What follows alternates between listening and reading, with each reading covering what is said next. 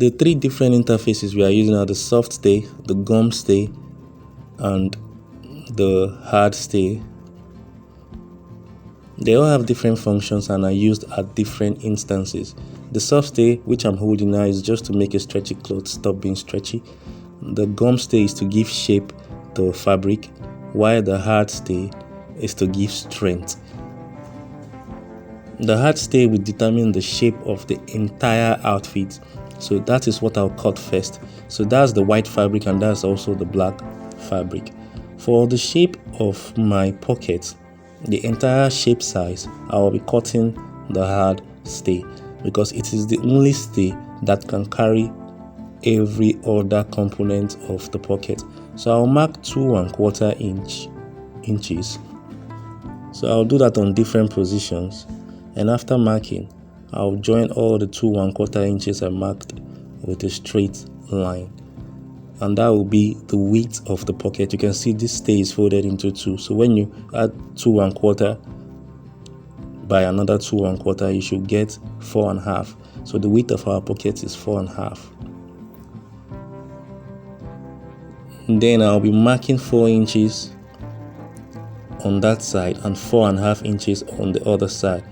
It is because I want a curve from the edge to the center. So I will draw a straight line at first, then I'll come up again by 1/4 inch and make a curve following that line. So that line will actually be my guide. So I'll follow that line, making a curve. The down line of my pocket is actually a curve, not a straight line. So I'll cut out what I just finished marking out now.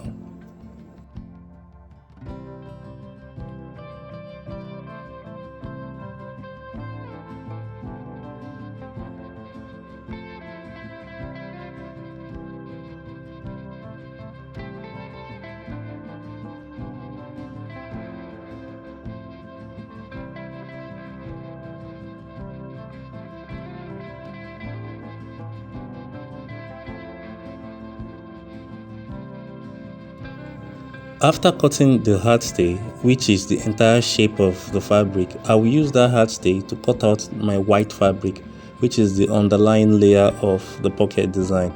So for the width, I will just cut it almost the same size. Then I will give a 3/4 inch gap on the top because I'll fold that 3/4 inch gap on the top. So after cutting the white fabric, I will be cutting soft stay, and that soft stay is just to make the fabric relax. Like I said, it is stopping a stretchy material from being stretchy. That's the condition we usually use a soft stay for. So I'll cut out my soft stay with the fabric size, then I'll use my pressing iron to attach, because after attaching, I would have to also attach my hard stay to what I am actually pressing now. Now, whenever you are attaching hard stay to a fabric, irregardless of whatever reason, try and make sure you use a soft stay before using the hard stay, because the soft stay will enable the hard stay to attach itself perfectly to the fabric. I'm done attaching the hard stay. The next thing I'll do is to trim to the exact size of the hard stay on the side, leaving the 3/4 inch on the top. That 3/4 inch I will close up using hemming gum. I will just fold it, use an hemming gum to close it. So you can see I've already done that, not to waste our time. I just placed an hemming gum in between and used my pressing iron to close it down. So we are done with the underlaying part of the pocket. The next is to cut out our gum stay. So you can see now I've used 3 different interfaces. So I'll cut out the gum stay to create the black cover of this underlying layer of the pocket.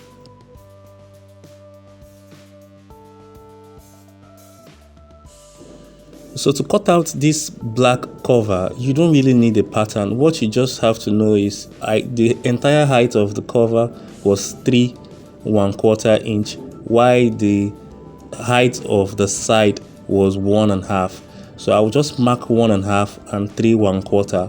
Then I will make a curve. As I'm making my curve, I'll be checking if it is too big. So if it is too big, I'll keep reducing till my eyes can tell me it is perfectly fit for the underlying layer.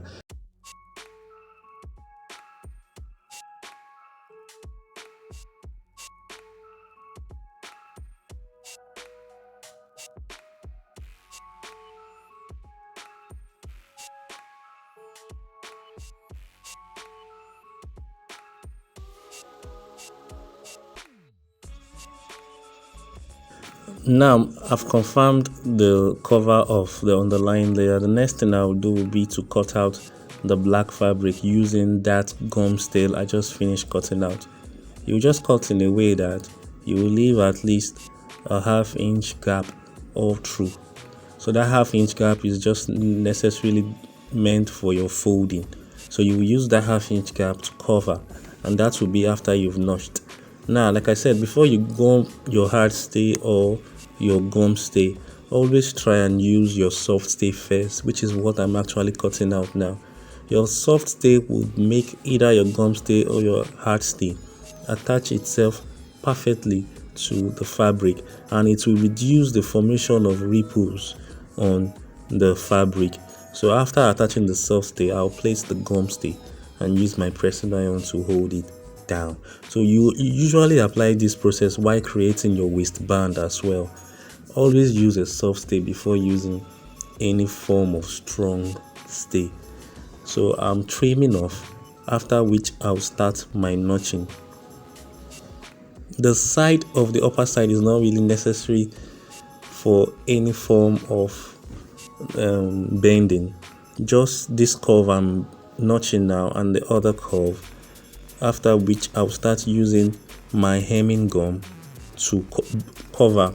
So I'll just place my hemming gum after dividing it into two. Your hemming gum must not be bigger than a half-inch. It must be a quarter-inch or less. Normally your hemming gum comes in 1 inch, so you split it until you have tiny pieces of it you can use for this bending process. So I'll place my hemming gum in between all those notched parts, making sure the notched parts don't also touch the gum stay. So when I bend, the hair of my notches will not show on the front part.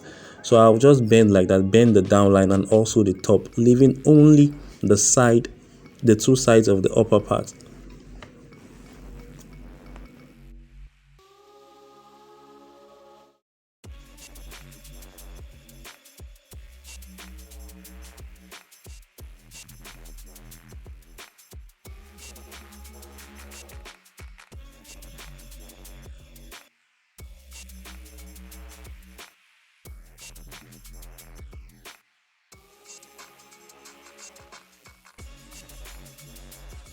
That center line will determine if one is bigger than the other.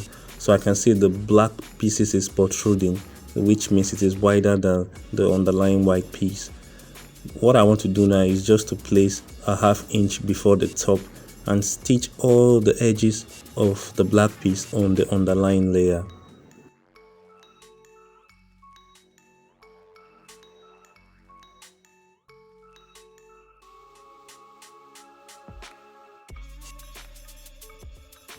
Let's go straight to the piping process. For the piping, you can see that is the edge of the fabric, and that cut is diagonal. It is not straight, so because we want it stretchy. So I'll just follow that diagonal cut like that, because whatever you cut like that would always be stretchy, not stiff. If you cut it straight, it will be straight, so you can see it is stretchy. So what we are just going to do is either fold by half and make a half-inch stitch, or you keep excesses on the top and make a half-inch stitch all through from one top to the other top, just like that. So I'll just keep excesses on the top and make my half-inch stitch from one top to the other top of the pocket.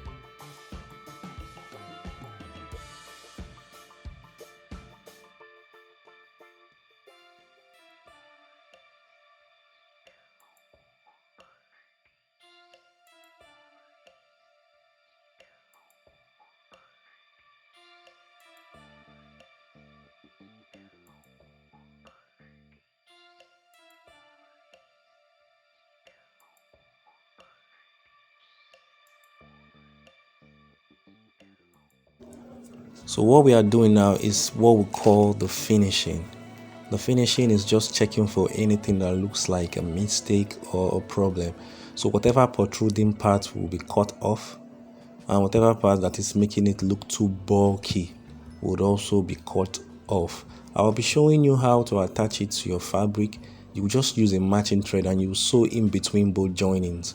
So you will use a white thread and sew in between that point like that, then a black thread and also a black thread, then a white thread and a white thread. That's how you attach it to your fabric. Next is to fix our shirt button. So this is a white and black colored shirt button. I'll just use a black thread to attach it to the center point of that pointed arrowhead, and that will be all for this pocket. This is our finished product. You can see how good it came out looking.